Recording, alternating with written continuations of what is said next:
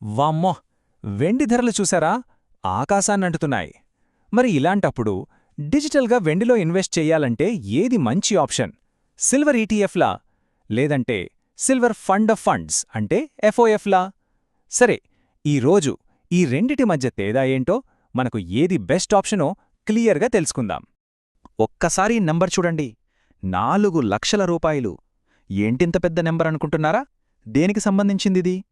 అవును, అక్షరాలా నిజం. 2026 నాటికి ఒకే ఒక్క కిలో వెండి పలికిన చారిత్రాత్మకమైన ధర ఇది. అసలీ రేంజు పెరుగుదలనే కదా మన ముందు ఎన్నో కొత్త ఇన్వెస్ట్మెంట్ అవకాశాలను తెచ్చిపెట్టింది. అవేంటో ఇప్పుడు చూసేద్దాం. ఈ టైంలైన్ చూస్తే మనకొక క్లారిటీ వస్తుంది. 2020లో జస్ట్ 63,000 దగ్గర ఉన్న కిలో వెండి ధర కేవలం 6 ఏళ్లలోనే 4,00,000కు ఎలా దూసుకెళ్లిందో చూడండి. ఈ అసాధారణమైన పెరుగుదలే ఇప్పుడు వెండిని ఒక హాట్ ఇన్వెస్ట్మెంట్ ఆప్షన్గా మార్చేసింది. అయితే ఈ వెండిలో డిజిటల్గా ఇన్వెస్ట్ చేయడానికి మన ముందు ఉన్న ఆ 2 దారులేంటి, ఆ పోటీదారులెవరో ఇప్పుడు వివరంగా పరిచయం చేసుకుందాం. ముందుగా సిల్వర్ ఈటీఎఫ్. సింపుల్గా చెప్పాలంటే ఇది స్టాక్ మార్కెట్లో ఒక కంపెనీ షేర్ కొన్నట్టే. కాకపోతే ఇక్కడ మనం కొనేది వెండి వాటాని. మనం కొనే ప్రతి యూనిట్కి సమానమైన ఫిజికల్ సిల్వర్ ఒక సేఫ్ వాల్ట్లో భద్రంగా ఉంటుందన్నమాట. ఇక రెండోది సిల్వర్ ఫోఫే.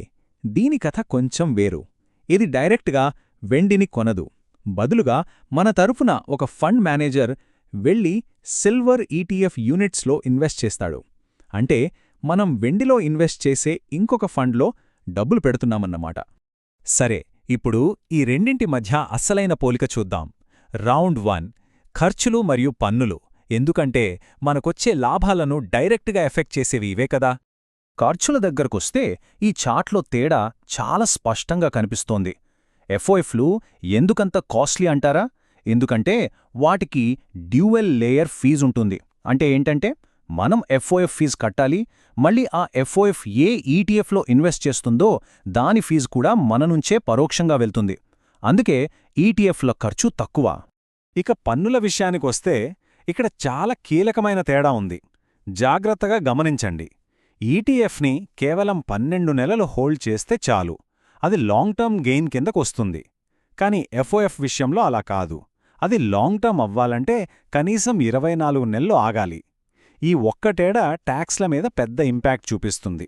దీనివల్ల అసలు ఉపయోగమేంటంటే, ఒకవేళ మనం 12 నెలలు దాటిన తర్వాత కానీ 24 నెలల లోపు మన ఇన్వెస్ట్మెంట్ అమ్మాలనుకుంటే ఈటీఎఫ్ లాభాలపై చాలా తక్కువ పన్ను పడుతుంది. అదే ఎఫ్ఓఎఫ్ అయితే ఆ లాభం మన ఆదాయంలో కలిసిపోతుంది. దానివల్ల మన ఇన్కమ్ ట్యాక్స్ స్లాబ్ ప్రకారం ఎక్కువ పన్ను కట్టాల్సి రావచ్చు. ఇప్పుడు రౌండ్ 2కి వద్దాం. అదేంటంటే సౌలభ్యం.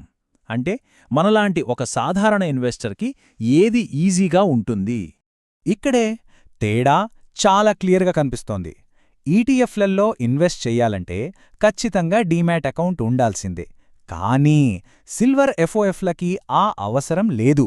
డీమ్యాట్ అకౌంట్ లేకపోయినా సరే చాలా ఈజీగా ఇన్వెస్ట్మెంట్ స్టార్ట్ చేసేయొచ్చు. చాలామందికి ఇదే కదా పెద్ద సౌలభ్యం. సరే, మరి ప్రతి నెలా కొంచెం కొంచెంగా ఒక ఫిక్స్డ్ అమౌంట్ ఇన్వెస్ట్ చెయ్యాలనుకునే వాళ్ల సంగతేంటి? అంటే మనందరికీ తెలిసిన సిస్టమాటిక్ ఇన్వెస్ట్మెంట్ ప్లాన్ అదేనండి, ఎస్ఐపి. సిప్ల విషయానికొస్తే ఫాఫులే క్లియర్ విన్నర్ అని చెప్పాలి. ఎందుకంటే అవి set it and forget it అనే సౌలభ్యాన్నిస్తాయి. నెలకు 100 రూపాయలంత చిన్న మొత్తంతో కూడా మనం ఇన్వెస్ట్మెంట్ని ఆటోమేట్ చేయొచ్చు. అదే ఈటీఎఫ్లతో ఇది అంత సులభం కాదు. ఇన్ని విషయాలు చూశాక మరి ఫైనల్గా విన్నర్ ఎవరు? నిజం చెప్పాలంటే ఇక్కడ ఒక్కరే విజేత అని చెప్పలేం. ఎవరి ఇన్వెస్ట్మెంట్ స్టైల్, ఎవరి లక్ష్యాలను బట్టి వాళ్లకు సరైన ఛాంపియన్ దొరుకుతారు. ఈ టేబుల్ మనకు చాలా సింపుల్గా దారి చూపిస్తుంది. యాక్టివ్గా ట్రేడింగ్ చేసేవాళ్లకు తక్కువ ఖర్చుల వల్ల ఈటీఎఫ్ బెస్ట్. అదే ప్రతి నెలా క్రమం తప్పకుండా ఎస్ఐపి చేయాలనుకునేవాళ్లకి ఫోయోఎఫ్ చాలా ఈజీ. చిన్న చిన్న మొత్తాలతో మొదలుపెట్టేవారికి ఫోయోఎఫ్ మంచి ఆప్షన్. కానీ ఒకవేళ పెద్ద మొత్తంలో ఇన్వెస్ట్ చేస్తుంటే మాత్రం ఈటీఎఫ్ల తక్కువ ఫీజుల వల్ల చాలా డబ్బు ఆదా అవుతుంది. చివరగా ఒక ఆలోచింపజేసే ప్రశ్న: వెండి ధరల్లో ఉండే ఈ భారీ హెచ్చుతగ్గులను చూస్తుంటే ఇది మన పోర్ట్ఫోలియోకు ఒక మంచి బ్యాలెన్స్ ఇస్తుందా, లేక మార్కెట్ ట్రెండ్స్ మీద వేసే ఒక రిస్కీ బెట్ అవుతుందా?